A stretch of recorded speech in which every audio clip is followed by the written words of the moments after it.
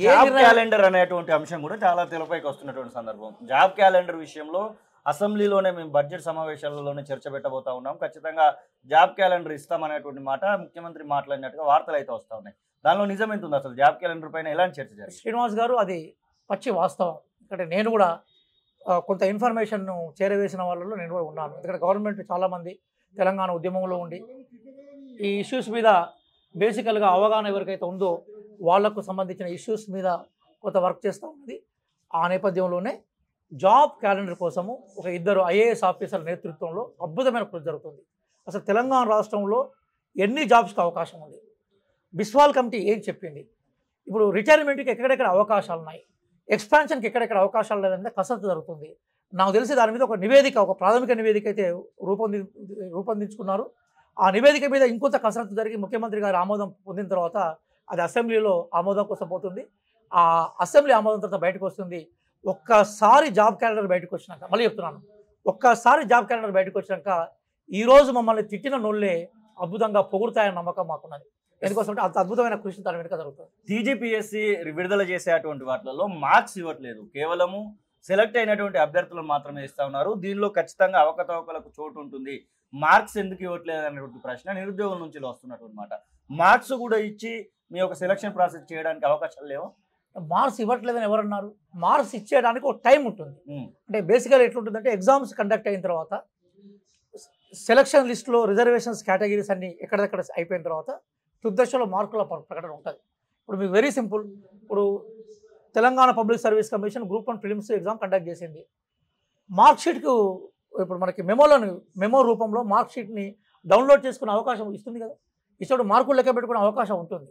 కాబట్టి అది సరైన టైంలో సరైన ప్రాసెస్లో ఇస్తుంది. ఏదైనా రూల్స్లో ఏవైతే ఫ్రేమ్ చేశారో, నోటిఫికేషన్లో ఏవైతే ఫ్రేమ్ చేస్తారో వాటిని ఖచ్చితంగా అమలుపరుస్తాం. అమలు పరచకుంటే కోర్టు ఖచ్చితంగా ఎగ్జామ్ని రద్దు చేస్తుంది, అందరికీ అన్యాయం జరుగుతుంది. కాబట్టి each comma and full stop నోటిఫికేషన్లో ఏది ఉంటే దాన్ని అమల్లోకి తీసుకొచ్చే ప్రయత్నం చేస్తూ ఉన్నాం.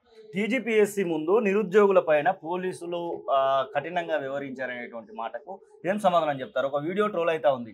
ఆ వీడియోలో ఒక పోలీస్ అధికారి నిరుద్యోగిని పట్టుకొని ప్రైవేట్ స్పాట్స్ పైన కూడా నేను దాడి చేస్తాననేటువంటి మాట వినబడతా ఉంది. కాంగ్రెస్ పార్టీ లీడర్ గా, అధికారంలో ఉన్నటువంటి పార్టీగా మీరు దాన్ని సపోర్ట్ చేస్తారా? మిమ్మల్ని సూటిగా ఒక ప్రశ్న అడుగుతున్నాను. చెప్పండి. నా షర్ట్ ఇప్పి చూపెడతా, నా వీపు మీద ఉన్న దెబ్బలు చూపెడతా, ఇప్పటికీ ఆ గాయాలు మానిపోలేదు. రేవంత్ రెడ్డి గారు మొట్టమొదటిసారిగా నిరుద్యోగుల కోసం ఒక పిలిపించినప్పుడు అందులో ముందు వరుసలో ఉన్న వాళ్ళు నేను ఒకరిని కొడితే వీపు పలిగింది, ఇంకా గాయాలు అట్లే ఉన్నాయి. మిమ్మల్ని నేను సూటిగా ప్రశ్న అడుగుతున్నాను, ఒక్క లాఠీ చార్జ్ నాకు చూపెట్టండి, ఒక లాఠీ ఎత్తిన సందర్భాన్ని మీరు చూపెట్టండి. అక్కడికి వచ్చిన విద్యార్థులని తీసుకెళ్ళి వ్యాన్లో కూర్చొని పోలీస్ స్టేషన్ పంపి పోలీస్ స్టేషన్లో భోజనాలు పెట్టించే చరిత్ర కాంగ్రెస్ పార్టీది. పోలీస్ స్టేషన్లో సాయంత్రం కాగానే ఎవరిలో వాళ్ళు పంపిణీ చరిత్ర కాంగ్రెస్ పార్టీది. టీజీపీఎస్సీ ముట్టడికి వచ్చినప్పుడు శాంతియుతంగా ముట్టడితో ప్రాబ్లం ఉండదు, కానీ ఆఫీస్ ధర్నాకు చౌక్ ఒక అవకాశం ఉంది. పోనీ అక్కడికి వచ్చి నిరసన వ్యక్తం చేసే క్రమంలో కూడా ధర్నా రూపంలో కాకుండా లోపలికి దూసుకుపోయే ప్రయత్నం చేసినప్పుడు వాళ్ళని తీసుకొచ్చి వ్యాన్లో కూర్చొని పెట్టి పోలీస్ స్టేషన్కి గౌరవంగా తీసుకుపోయినారు. లాస్ట్ టైం మేము అరెస్ట్ అయినప్పుడు మా ఆచూకీ తెలియదు, నన్ను రాత్రి 2:30 గంటలకు వదిలిపెట్టారు. మొత్తం మా పార్టీ కార్యకర్తలు రేవంత్ రెడ్డి గారు ఆదేశంతో పోలీస్ స్టేషన్లో పోయి వెతికినారు. మల్లురావు గారు కానీ ఫిరోజ్ ఖాన్ లాంటి వాళ్ళు ఎక్కడెక్కడ వెతుకున్నాం. ఇప్పుడు ఆ పరిస్థితి లేదు. సాయంత్రం కానీ అందరూ పంపించారు, ఒక లాఠీ దెబ్బ పంపలేదు. అట్లాగే విద్యార్థులు వచ్చే క్రమంలో వాళ్ళు ఎక్కడ నిర్బంధించలేదు. గత వీడియోలోను ఈ వీడియోలోను మీరు సీనియర్ జర్నలిస్ట్గా, చాలా డైనమిక్ జర్నలిస్ట్గా ఒకసారి పక్కనే చూస్తే ప్రజలకు వాస్తవాలు అంటే తెలుస్తాయి. ఒక అబద్ధాన్ని పదే చెప్పడం ద్వారా నిజం కాదు, నిజం నిజంగానే ఉంటుంది, అబద్ధం అబద్ధంగానే ఉంటుంది. అప్పుడు అరెస్ట్ అయిన మిత్రులు కానీ మొన్న అరెస్ట్ అయిన మిత్రుల్లో ఎవరన్నా కామన్గా ఉన్నవారంటే వాళ్ళనే పిలిచి అడగండి, నిజాలు తెలుస్తూ ఉంటాయి.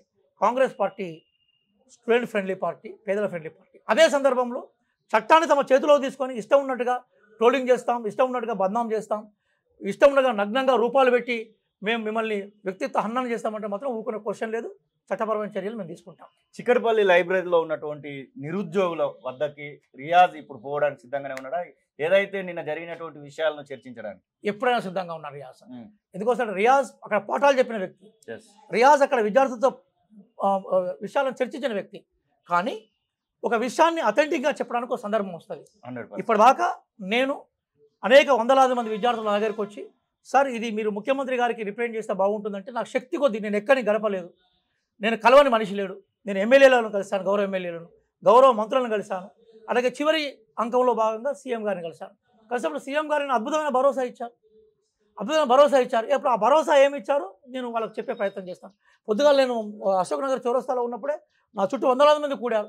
సార్ మీరు ఏదైతే నిర్ణయం తీసుకున్నారో దాన్ని కట్టుబడి ఉంటాం, మేము ఎగ్జామ్ రాయడానికి సిద్ధంగా ఉన్నాం.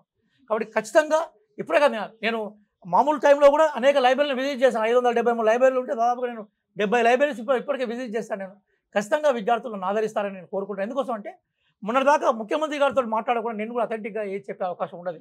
శ్రీనివాస్ గారు మీరు కూడా నన్ను అర్థం చేసుకోవాలి. వాస్తవంగా నన్ను చాలా మంది వ్యక్తిగతంగా నన్ను అన్నం చేస్తున్నారు వ్యక్తిత్వాన్ని. నేను ఎమ్మెల్యేని కాదు, నేను ఎంపీని కాదు, నేను మంత్రిని కాదు, నేను ఇప్పటికే పదవి బాధ్యత కూడా స్వీకరించలేదు. దయచేసి గుర్తుపెట్టుకుని పదవి వండి తప్పించుకొని పారిపోతున్నాను చెప్తున్నారు. శుద్ధబద్ధం అది. ఇప్పటివరకు నేను పదవి పొందే నేను మీ దగ్గరికి వెళ్ళి కూర్చొని ఆఫీస్లో కూర్చొని పని చేసుకుంటాను కదా. నేను పదవి పొందలేదు.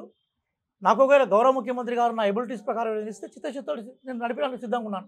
కానీ పదవి పొందాలి నన్ను పదవి పొంది నేను నిరుద్యోగులు ద్రోహం చేశానని, నేను ఎక్కడ పోయి చెద్దరగప్పుకొని ఇంట్లో పడుకున్నాను.